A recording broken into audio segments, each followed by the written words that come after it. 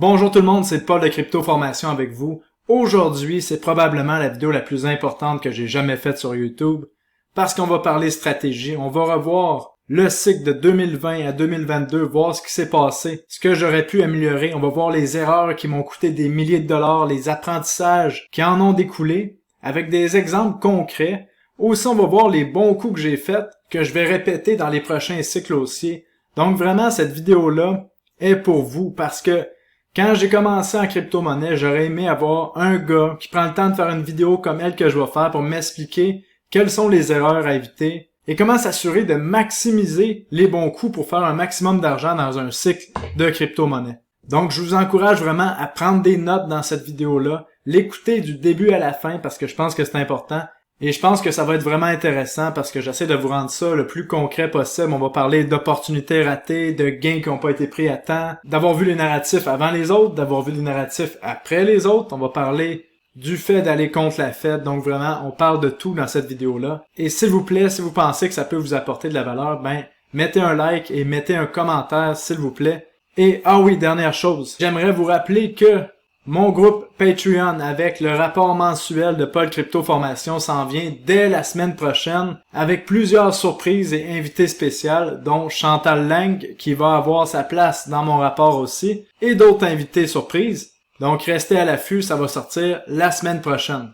Et comme d'habitude, rappelez-vous que je ne suis pas conseiller financier, donc tout ce que je dis dans la vidéo, ce n'est que mon opinion. Et avant de prendre toute décision financière, assurez-vous de faire vos propres recherches.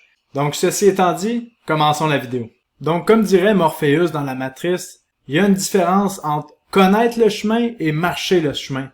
Comme il y a une différence entre avoir de l'argent dans le marché et ne pas avoir d'argent dans le marché, parce que tout paraît si facile quand on n'a pas d'argent dans le marché, mais quand on met de l'argent réellement dans une crypto-monnaie ou un investissement, c'est là que les émotions embarquent, et aussitôt que les émotions embarquent, c'est là qu'on est biaisé. D'un côté ou de l'autre, mais généralement, c'est du côté où est-ce qu'on a mis notre argent.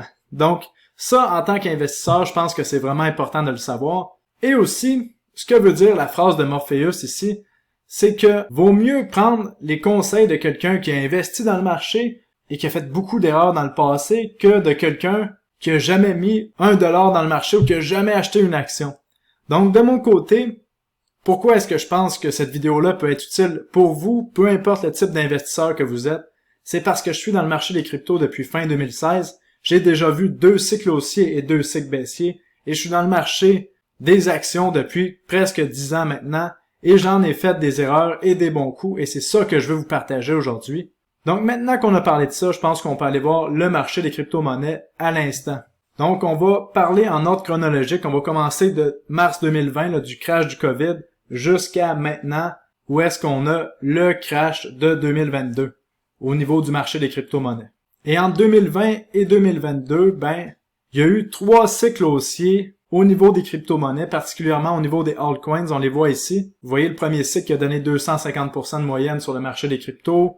On a eu une correction, ensuite une deuxième vague haussière qui a amené presque 700% de gains, une deuxième correction et finalement la montée finale à la fin 2021 qui a amené 165% de gains sur le marché des crypto-monnaies dans son ensemble.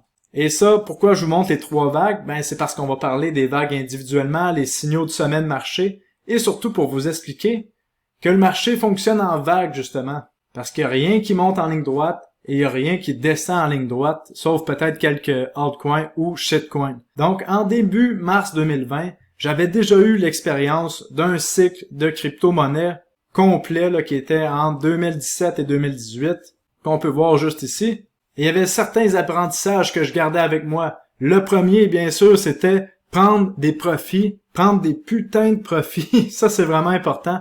Parce que quand on voit son portfolio faire un x100 et puis corriger de 95%, ça nous fait apprendre à la dure qu'il faut prendre des profits. Donc, d'avoir des gains sur papier, c'est quelque chose, mais de prendre des gains réellement en cash, ça, c'est une autre chose. Et c'est ça qui fait la différence entre un investisseur profitable et un investisseur qui subit le marché. Aussi, en 2017, j'avais appris que lorsque le marché devient trop excitant, c'est là que c'est le temps de vendre. Un autre apprentissage que le crash de 2018 m'a amené aussi, c'est que à la fin d'un marché haussier, c'est là qu'on voit les projets de merde qui vont exploser à la hausse et les projets qui ont aucun fondamentaux qui vont exploser à la hausse. Et tous ces projets-là sans fondamentaux vont se publiciser avec le narratif de l'heure. Comme vous vous souvenez, en fin 2021, on voyait que tous les projets de merde maintenant étaient des projets de metaverse parce que la metaverse était à la mode. Donc en fin de cycle, on doit se souvenir de ça. On voit des explosions à la hausse. La liquidité est recyclée vers les projets de merde et là, souvent, c'est la fin du marché haussier. Et là, parlons de mon premier bon coup en 2020. Mais qu'est-ce qui est arrivé lorsqu'on a eu le crash du COVID, que le Bitcoin avait descendu en bas des 4000 $? Ben là, j'ai acheté des Bitcoins en panique et ça a été un excellent coup pour ma part. Donc, la leçon que j'en tire de ça, c'est que lorsqu'on voit un actif qui est survendu et que tout le monde panique, ben, c'est une bonne chose d'acheter lorsqu'on croit que cet actif-là peut aller plus haut et vous le savez qu'est-ce qui est arrivé par la suite. Mais ma pire erreur, la pire erreur que j'ai faite en 2019 et 2020, c'est la suivante. C'est que je me suis désintéressé du marché des cryptos parce que j'avais été tellement écœuré par la correction qu'on a eue ici qui a amené le marché des crypto-monnaies à corriger de près de 90%. La correction s'est étirée sur près de 2 ans et 2 ans, c'est quand même très long, il faut l'avouer. Donc, je m'étais désintéressé du marché des cryptos, j'étais plus dans le marché des actions. Et là, qu'est-ce que ça l'a fait? C'est que j'ai raté plusieurs opportunités qui valaient des fois 100 parce que je m'étais contenté de garder des crypto-monnaies qui étaient bonnes dans le cycle de 2018, de 2017. Des vieilles crypto-monnaies qu'on ne parle plus vraiment maintenant, comme on parle de Litecoin, de Neo, de Digibyte.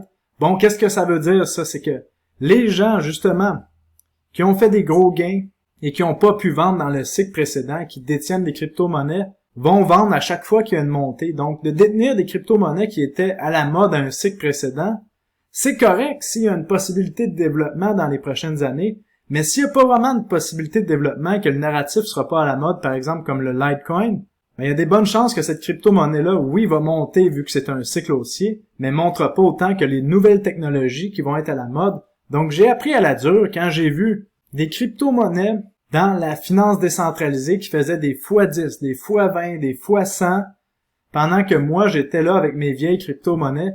Et c'est ça qui s'est passé, en fait, à l'été 2020, où est-ce qu'on avait l'été de la finance décentralisée, où qu'on a vu des projets comme, on voit ici, l'ancien AV qui s'appelait Lend, que vous voyez entre avril 2020, on était à 2 centimes et on a monté jusqu'à 82 centimes. Et moi, j'étais sur les lignes de côté, en ne comprenant pas c'était quoi la DeFi, et je manquais des opportunités. Donc, l'erreur que j'ai faite, c'est de ne pas avoir été intellectuellement dans la partie et d'avoir manqué toutes ces opportunités-là. Et si on continue, vous voyez ce qui s'est passé. Le prix de AV a fait 29 000% au total depuis son bas là, en 2019. Donc, vous comprenez qu'il y a des nouvelles technologies qui s'en viennent actuellement, qui sont bâties en 2022, que dans le prochain marché aussi, en 2023-2024, vont faire des fois 100. Donc, c'est maintenant qu'il faut s'y intéresser. Il faut laisser faire les vieilles crypto-monnaies qui apportent pas vraiment de nouveautés. Et le truc à comprendre, c'est que si on fait un x50, par exemple, en début de cycle, puis qu'il reste encore 1 an au marché haussier, ben ça nous avance de façon stratosphérique par rapport à faire un x2, par exemple. Maintenant, l'autre apprentissage que j'aimerais vous parler, c'est sur les minières, les compagnies minières de Bitcoin, comme Riot, qui est une des plus populaires, qu'on achète via un compte de courtage traditionnel. Si vous savez pas comment faire, ben, écrivez sur Google comment ouvrir un compte de courtage et vous allez pouvoir voir comment ça marche. Riot, compagnie minière de Bitcoin. Bon, qu'est-ce qui est arrivé? C'est que j'en ai acheté. On va mettre en logarithmique pour que ce soit plus facile. Vous voyez la charte. J'en ai acheté ici lorsqu'on était autour des 2 $ parce que le Bitcoin commençait à montrer des signes de vie et j'étais persuadé qu'on allait avoir un autre cycle haussier aussi violent qu'on avait vu en 2017 et bon, c'est ce qui est arrivé. Et là, l'erreur que j'ai faite avec Riot, c'est que j'ai vendu trop tôt. Lorsqu'on était rendu à 10 $ sur Riot, j'ai vendu une grande partie de ma position. Bon, j'ai fait un x5, vous me direz, mais les minières de Bitcoin, tant et aussi longtemps que le Bitcoin n'arrive pas à un sommet de marché, les minières n'arrivent pas à un sommet de marché, donc j'aurais pu être un peu plus patient, peut-être mettre des trailing stops ou des stop limits, ça aurait été vraiment une excellente idée. Donc, pour le prochain cycle aussi, je vais être conscient de ça. Et l'autre chose aussi, c'est que j'aurais pu acheter des options datées sur 2 ans.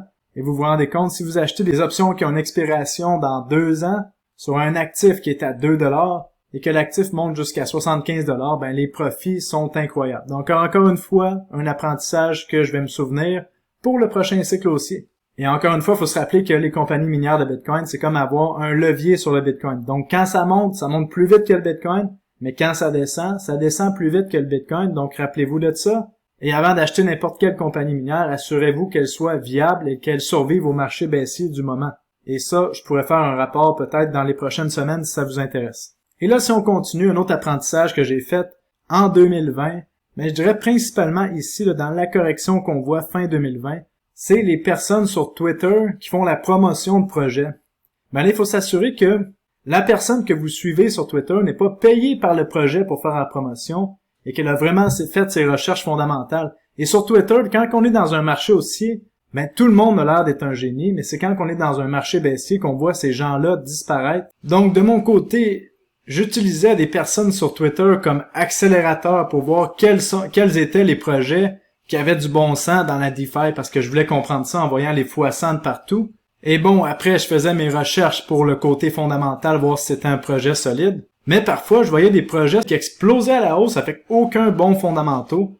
Donc, à un certain moment donné, je me suis mis à mettre des très petites portions de mon portfolio, là, par exemple 0,5% de mon portfolio dans des crypto-monnaies que certaines personnes sur Twitter en faisaient la promotion. Et je me suis rendu compte qu'en général, c'était des pump and dump.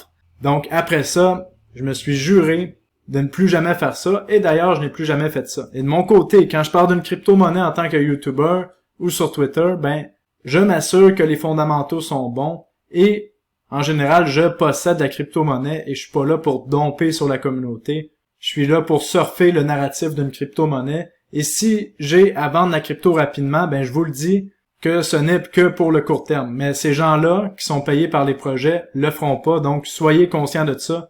Un autre apprentissage que j'ai fait aussi dans cette même période de temps-là, c'est les fameux launchpads. Et j'ai fait plusieurs vidéos sur les launchpads pour vous expliquer à quel point les ICO ont changé. Parce que maintenant, nous, le public, on ne peut plus vraiment avoir accès aux ventes privées, aux ventes seed. On a seulement accès aux ventes publiques. Et généralement, on paye 10 fois plus cher que les gens en seed. Donc maintenant, d'acheter des ICO, c'est une mauvaise chose pour la plupart du temps.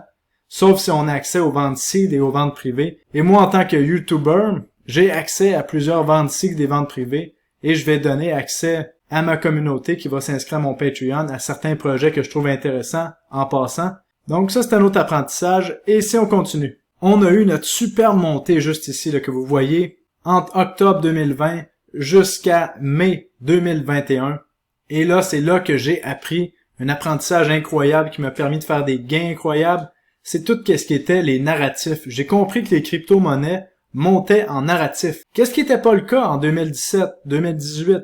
Tout le marché montait pas mal en même temps, mais là, la différence, c'est que vraiment, on a eu des narratifs. Par exemple, la Binance Smart Chain qui a amené plusieurs projets. On a eu le narratif Polkadot, le narratif Solana, le narratif Atom qui est un peu plus tard, le narratif de Near, les Metaverse, le Play to Earn. Vous voyez tous les narratifs et j'ai appris à bien jouer avec les narratifs. Et les gens qui m'ont suivi, justement dans cette montée-là en 2020 et début 2021, on a fait des trades incroyables, on s'est gavé. Et comment est-ce qu'on joue les narratifs? Bon, je vous explique ça. Qu'est-ce qui arrive? C'est qu'on a des catégories de crypto-monnaies. Par exemple, si vous cliquez sur l'onglet catégorie de crypto-monnaies, et là, vous les voyez toutes ici. Ici, on descend pour aller chercher la catégorie, une populaire, par exemple, Metaverse. Et là, vous voyez, on est dans la catégorie Metaverse. Et là, comment ça fonctionne pour bénéficier d'un narratif et de faire des gros gains rapidement? Ben, généralement, qu'est-ce qui arrive? C'est que le narratif va sortir soit d'une grosse nouvelle, comme les Metaverse, ou complètement de nulle part. C'est pour ça qu'il faut vraiment faire ses recherches et suivre les gens qui sont mentalement, intellectuellement dans la partie. Parce que si vous suivez soit les bonnes personnes ou que vous êtes attentif, vous allez manquer probablement le début des narratifs, mais vous allez être capable d'attraper à peu près 80% de la montée. Donc, ma stratégie que j'ai élaborée, c'est simple, c'est que j'achète les plus gros projets d'une catégorie, là, par exemple la Metaverse, c'est Decentraland et de Sandbox, et généralement, c'est les plus gros projets d'une catégorie qui vont avoir une montée rapide. On peut faire un 3x, un 5x, un 10x. Et après, c'est toutes les petites crypto-monnaies qu'on voit en dessous ici, qui ont des plus petits market cap, mais c'est à leur tour d'avoir des montées exponentielles une par une, et généralement, un narratif dure de 4 à 8 semaines. C'est ça que j'ai déterminé en regardant les narratifs du passé. Donc, lorsque vous investissez dans les plus petites crypto-monnaies d'un narratif, par exemple, la Metaverse, ben assurez-vous de prendre des profits très régulièrement. On veut pas seulement avoir des profits papier, on veut des vrais profits. Et aussi, assurez-vous de comprendre qu'on est là pour le court terme. Là. On n'est pas là pour acheter un projet. Par exemple, si on descend en bas ici, là, on voit des market cap de 1 million de dollars, par exemple du MetaDodge, et là que vous vous dites que le MetaDodge, c'est le projet qui va révolutionner le monde. Non, non, non, on est loin de ça, là, parce que la plupart des projets avec des petits market cap comme ça, ce n'est que du hype, ce n'est que des mots, que des promesses en l'air, et ils n'ont rien, aucun fondamentaux pour backer le projet. Donc, faut faire attention à ça. Si vous voulez vraiment jouer la partie des narratifs, c'est pour le court terme. Donc, si on continue notre histoire, notre ligne de temps, bon, on a profité, j'ai profité de les montées incroyables, là, en début 2021, avec des projets qui ont fait des fois 20, des fois 50, des fois 100. J'ai pris des profits énormes. Mais encore une fois, j'ai fait une erreur importante. En fait, 2 erreurs importantes. C'est que j'ai pris la plupart de mes profits en d'autres crypto-monnaies. Donc, à la place de prendre des profits en stablecoin, j'ai pris des profits en crypto-monnaies qui n'avaient pas encore monté ou qui avaient moins monté. Donc, malheureusement, j'ai subi la correction pour la plupart de mon portefeuille. C'est sûr que j'avais un peu de stablecoin, mais j'ai subi la correction de 2021. Et en plus de ça, vous vous souvenez, je m'étais fait un plan pour les gens qui me regardent depuis longtemps, que je vous expliquais que je pensais que le marché allait avoir un sommet intermédiaire autour de la mi-avril et un deuxième sommet intermédiaire fin octobre, début novembre. Et encore une fois, j'ai pas respecté mon plan parce que lorsqu'on arrive à la fin d'un marché aussi, on va enlever la fonction logarithmique. Vous voyez ici, tout monte. On dirait qu'on ne redescendra plus jamais sur Terre. On dirait que tout monte et que le sentiment d'euphorie est tellement fort qu'on en oublie que le marché peut corriger violemment.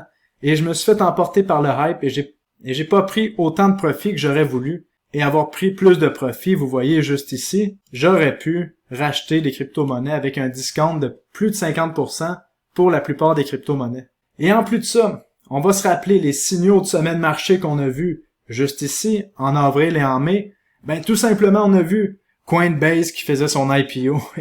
Et à chaque fois qu'on voit un truc comme ça, Coinbase, par exemple, qui fait son IPO, on a vu les ETF qui sortaient en début novembre, fin octobre 2021. Ça signale généralement un sommet de marché. En plus de ça, on a vu le Bitcoin qui avait pas fait de nouveau sommet de marché parce que son sommet au niveau du Bitcoin était le 15 avril et le sommet du marché des cryptos dans son ensemble, vous voyez ici, était à la mi-mai. Donc, qu'est-ce que ça veut dire? Ça veut dire que la liquidité se recycle. Il n'y a pas de nouvelle liquidité dans le marché et là, on recycle la liquidité. C'est ça qui fait des pumps un peu partout. Et en plus de ça, on a vu des projets comme le Dogecoin, le Shiba Inu, toute la crypto-monnaie de chien qui explosait à la hausse. Donc, à ce moment-là, quand on voit ces conditions de marché-là, ben, c'est le temps de prendre des profits énormes, surtout si on a des profits énormes et en stablecoin, pas seulement en d'autres crypto-monnaies, parce qu'on sait la volatilité des crypto-monnaies, il y en a aucune qui est épargnée en ce moment. Même le Bitcoin, qui est la plus grosse des crypto-monnaies, si vous avez pris des profits en Bitcoin, mais vous êtes quand même, en ce moment, depuis le sommet historique, à moins 63%. Donc, heureusement, quand on était dans la peur maximale à l'été 2021, ça c'est un autre apprentissage important, j'ai réussi à suivre mon plan là, qui était de garder mes crypto-monnaies parce que je pensais qu'elle allait avoir une autre montée. Donc, la morale de l'histoire, c'est de se faire un plan, de suivre son plan, tout simplement. Et si votre plan est pas bon, ben réajustez-le. Ça, c'est une autre chose qui est importante aussi. Mais bon, par la suite, de juillet 2021 jusqu'à novembre 2021, on a profité de narratifs incroyables. Vous vous souvenez, Luna, avant que ça crache, ben, la plupart des gens de la communauté ont fait des profits faramineux sur Luna. Et de mon côté aussi, et j'ai suivi mon plan, j'ai pris des profits sur Luna à 30, à 50, à 75, à 100 dollars. Et puis rendu à 100 dollars, il me restait seulement 5% de mes Luna. Et je me suis dit que j'allais les garder pour toujours et on allait voir ce que ça allait faire. Et malheureusement, c'est allé à 0. Mais ce qui m'amène à 3 leçons importantes avec Luna.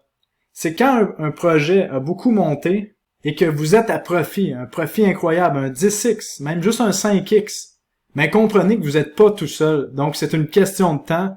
Tout le monde se regarde dans les yeux. À un moment donné, il y aura plus d'acheteurs et il va y avoir que des vendeurs. Donc c'est pour ça qu'il faut prendre des profits à un certain moment donné et attendez pas qu'il soit trop tard.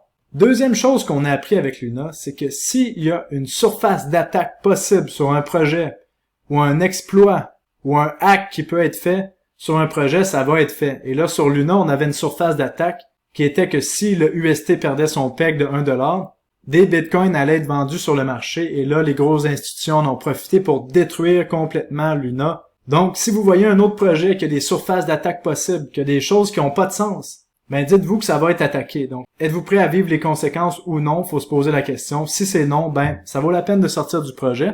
Et troisième chose qu'on a appris, bien sûr, c'est qu'il faut rester diversifié. Il faut pas avoir tout son capital en une seule crypto-monnaie. Et ça a fortifié ma croyance envers tout ça parce qu'on sait pas quand un projet qui semble bon peut s'écrouler à zéro. Et même quatrième apprentissage, je dirais, de tout ça, qu'on a vu avec Luna, c'est que si un projet qui grandit trop vite, ben il y a des bonnes chances que il grandit trop vite, justement, et qu'il y a des risques que le château de cartes s'effondre. Donc faites attention à ça aussi. Un autre point que je suis content du bull run là, de 2021, c'est d'avoir fait un algorithme, avoir eu l'audace de présenter ça sur YouTube, qui a amené un sommet de marché en fin octobre, début novembre. Mais le point que je suis pas fier, c'est quand on est arrivé en fin octobre, début novembre, à la place de vendre mes crypto-monnaies, je suis devenu haussier. C'est comme si mon cerveau avait changé de fréquence ou je ne sais pas quoi. Donc, à la place de domper tous mes crypto-monnaies avec des profits faramineux, j'ai attendu. Et en fait, c'était pas si mauvais parce qu'on avait les narratifs de Metaverse, il y avait Near, je faisais des profits. Mais il y avait quelque chose qui allait pas sur le marché. Et je pense qu'est-ce qui a trompé tout le monde, c'est que le Bitcoin a eu un sommet à 69 000, alors que son sommet d'avril était à 64 000. Donc, on était presque au même niveau. On s'attendait tous à voir ce qu'on appelle un blow-off top. Et qu'est-ce qu'on a eu? C'est une montée vraiment plate qui a pris tout le monde par surprise lorsqu'on s'est mis à corriger. Et là, par la suite, on a eu la correction qu'on connaît. Je me suis mis à vendre des crypto-monnaies, peut-être pas autant que j'aurais voulu. Mais vous voyez, je me suis mis à prendre des profits en stablecoin. J'avais déjà appris à ce moment-là. Et ça a été une excellente chose pour mon portfolio. Et là, avant de parler de la baisse sur les marchés, j'aimerais qu'on revienne parler du sommet de marché. Quel autre signal qui était vraiment important que j'ai malheureusement ignoré, c'est que lorsqu'on est arrivé en octobre-novembre, on a vu les dirigeants de la Fed vendre leurs actions pour des raisons éthiques au sommet du marché. Et lorsqu'on voit des insiders, des gens de la Fed, des gens corrompus comme ça qui vendent leurs actions, c'est un signe que probablement une correction s'en vient. En plus de ça, on avait les ETF américains qui sortaient sur les contrats futurs sur le Bitcoin pour bien manipuler le Bitcoin et les crypto-monnaies. Et en plus de ça, la Fed avait changé son discours. Mais là, c'était quand même dur de comprendre que le marché allait corriger parce que la Fed nous mentait depuis des mois. Et là, tout à coup, fallait croire leurs paroles comme quoi ils allaient monter les taux d'intérêt. Et qu'est-ce qui est arrivé en novembre? Ils n'ont pas monté les taux d'intérêt, ils ont dit qu'ils allaient monter les taux d'intérêt plus tard. Les premières montées de taux d'intérêt se sont faites en mars, si je me souviens bien. Donc on voit que le marché presse d'avance tout ce que la Fed va dire. Mais la chose importante à retenir, c'est qu'il faut suivre notre empereur financier, Jérôme Powell et la Fed. Il n'y a plus de libre marché, on est obligé de suivre ce que la Fed dit pour pouvoir bien investir. C'est complètement ridicule, mais c'est comme ça que ça marche. Donc, c'est pas à moi de juger, même si je dis que c'est ridicule, je vais quand même suivre ce que la Fed dit parce que c'est la façon de faire l'argent. Vous connaissez l'expression « Don't fight the Fed », ne vous battez pas contre la Fed, ben c'est très vrai. Et une chose que je suis fier dans le cycle, c'est qu'on se souvient que à chaque mois, depuis des années, il y a des gens qui disent que le Bitcoin, que le marché des actions s'en va à 0$. Et tous ces gens qui arrêtent pas de dire qu'il va y avoir un crash mois après mois, qui se trompent, et qui à un moment donné ont raison, et qui disent qu'ils avaient raison depuis le début, ben, ont fait rater à leur communauté des gains incroyables, et ont eux-mêmes raté des gains incroyables. Donc de mon côté, je ne suis pas de ce camp-là, j'essaie vraiment qu'on profite du marché du mieux qu'on peut. Maintenant, parlons des apprentissages que j'ai eus lors de la correction de marché qu'on a eue depuis novembre. Bon, vous voyez ici, j'ai racheté des cryptos un peu trop tôt, en fait plusieurs mois trop tôt, et j'ai pas pris de profit dans la montée qu'on a eue juste ici, parce que je m'attendais pas à ce qu'on allait descendre aussi rapidement et aussi bas. C'est sûr que lorsqu'on est venu briser les supports en bas de 33 000 $, je me suis mis à vendre des crypto-monnaies. Mais bon, la chose à se souvenir, c'est que lorsqu'on est dans un marché baissier, vaut mieux être patient avant de déployer du capital et s'assurer qu'il y a eu des liquidations. C'est toujours quand on a eu des maximum liquidations, des compagnies qui font faillite, que là, c'est le temps d'acheter. Faut pas être trop tôt. J'ai appris ça. Ça va me servir pour les prochaines années. Et dans mes prochaines stratégies de crypto-monnaie, je vais me hedger. Ça va être des nouvelles stratégies que je vais vous parler dans les prochains mois. C'est par exemple, lorsque les crypto-monnaies vont se mettre à monter très rapidement, je vais me prendre une petite partie de position en short, et là, il va y avoir des options sur les crypto-monnaies qui vont être plus accessibles, et je vais jouer les options. Donc, on pourra en parler dans les prochains mois, ça va être vraiment intéressant. Aussi, une autre chose que j'ai appris à travers tout ce marché-là, c'est comment gérer une communauté lorsque le marché est baissier. Parce que vous le savez, avant, je tradais tout seul dans mon bureau. Lorsque j'avais une perte, bon, ça prenait 1 minute, j'étais déçu et je passais à autre chose.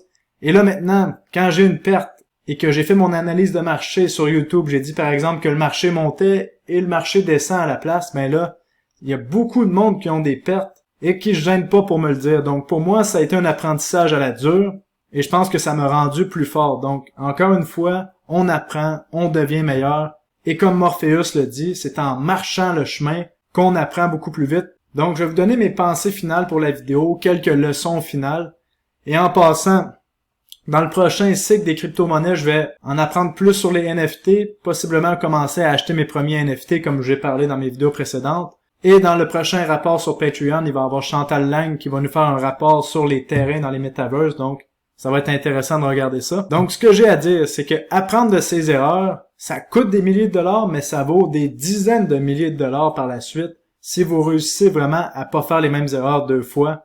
C'est comme si c'était le coût de la vie pour payer l'école de la vie qui nous montre à être de meilleurs investisseurs. Je pense que c'est la façon de voir ça pour vraiment profiter du marché pour la suite des choses. Aussi, en ayant vu qu'on va avoir un marché aussi en 2023, 2024, mais là je pense que c'est important encore une fois de pas faire l'erreur que j'ai faite en 2019-2020. Il faut garder notre tête intellectuellement dans le marché parce qu'il va y avoir des narratifs qui vont créer des 50x et ça se peut que c'est dans les mois qui viennent. Donc sérieusement, on va rester concentré. Une autre chose que j'ai appris, bien sûr, c'est de prendre des profits en stablecoin et pas seulement en crypto. Ça, je pense que vous l'avez compris. C'est vraiment important. Même si on n'aime pas le dollar US et qu'il y a beaucoup d'inflation, ça reste que on a 10% d'inflation sur le dollar US sur 1 an, mais les crypto-monnaies peuvent corriger de 50% en 2 semaines. Donc, c'est ça qu'il faut comprendre. Et j'aimerais terminer peut-être avec quelques petites notes. Lorsque vous vous sentez épuisé, là, que vous sentez que vous êtes plus capable de suivre la partie, qu'il y a une crypto qui monte une journée, l'autre monte l'autre journée, et que vous êtes épuisé, ben si vous êtes épuisé, le marché est épuisé, donc il y a des possibilités que tout corrige. Gardez ça en tête. Donc voilà, je pense pour la vidéo d'aujourd'hui, ça va faire le tour, elle est déjà assez longue.